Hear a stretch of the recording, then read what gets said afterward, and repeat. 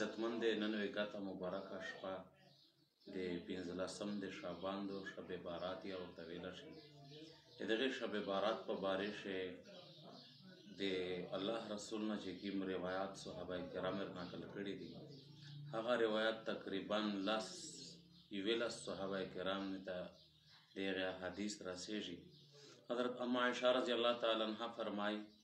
چې د دغې میاشتې په 15 باندې د شپې وخت وی چې مو الله رسول په خپله ارامګاه کې نه و لیدلی، وی چې زه په تلاش ووتل،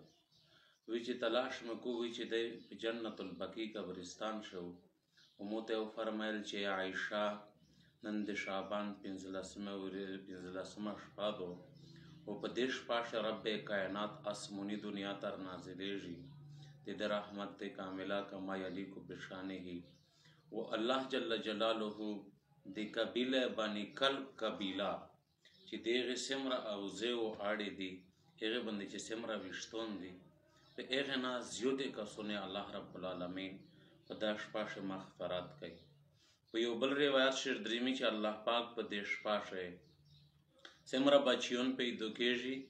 د هغې نومونه لیکي او کوم بنګون مړېږي د هغې نومونه لیکل شي. او په دا شپه کې الله رسول فرمایي چې تاسې اعمال چیږي الله طرف ته وایي تاسې رزق نازلیږي. دغه رنګ یو بل روایت شرسي چې په دا شپه کې الله رب العالمین د ټول مخلوق مغفرت کوي سوا د 9 کسونو نه. 9 کسون داسې دي چې په دا شپه کې د هغې مغفرت نه کېږي، د هغې نه سوا چې نره څومره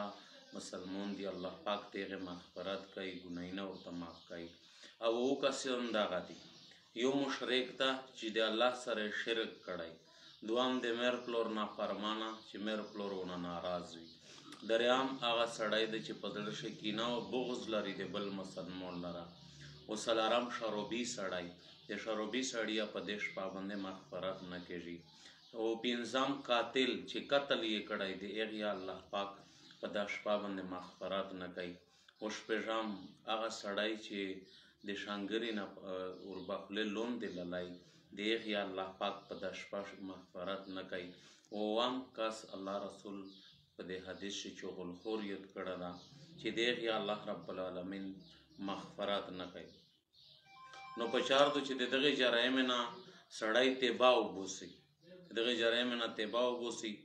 او خپل الله ته رجوع کړي. دا شپه د روونه شپه د عبادت شپه ده.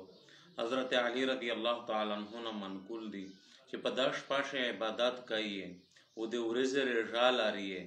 څرنګه چې ماشوم میره سترګه ډیبېږي د الله رب العالمین رحمت خپلې بندګانو طرف ته متوجه کېږي، و الله رب العالمین د طرف نه اعلان کېږي. الله د طرف نه څه اعلان کېږي؟ د الله د طرف نه دا اعلان کېږي چې څوک د خپلې ګناه بخښ کول غواړي، څوک شته چې خپل ګناه معافي غواړي، څوک شته چې په رزق کې په دولت کې فراخي غواړي،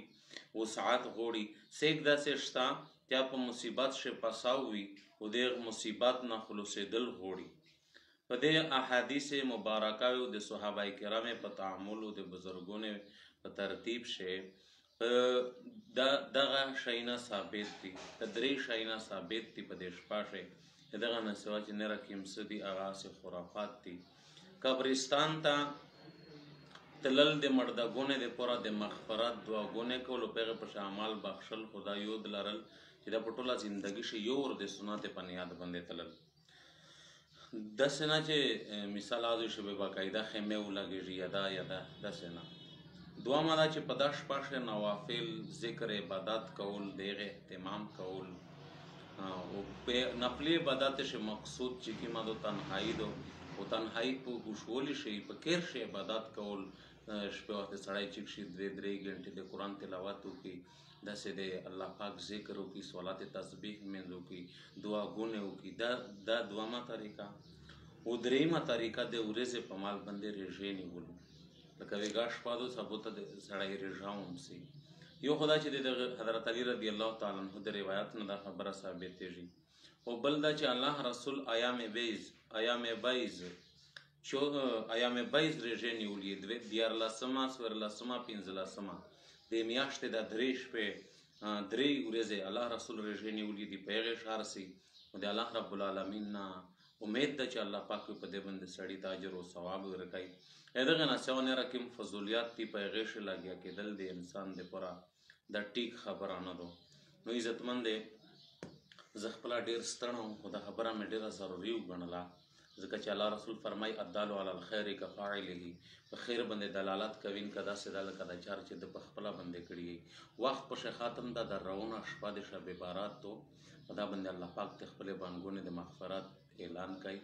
نو دا ویډیو چې څومره شیر کوی شي شیر یې کړي چې خلک ته فایده ورسېږي سیکت موتو دی یو شیر د وجې نه عمل وکړي همیشه چې په کتا شي جمع کړي